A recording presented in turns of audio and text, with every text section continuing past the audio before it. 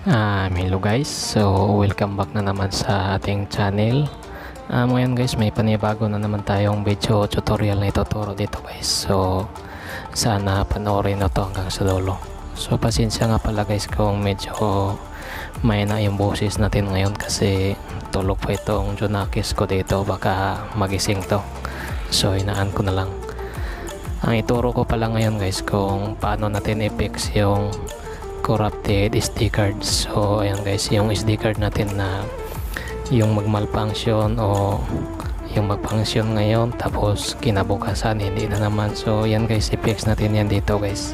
Sana panoorin nyo to at sana guys huwag nyo kalimutang i-share itong video sa mga kakilala niyo, mga friends o relatives para kahit pa paano guys alam din nila itong paraan na to guys. So ayan, at kung bago ka pa lang sa ating channel, ayan, mag-subscribe ka muna guys para palagi kang notify sa iba pang video dito i-upload natin. So ayan guys, so sundin nyo lang tong ituturo ko guys kasi hindi na ako magsalita dito para hindi magising yung junakis ko dito kasi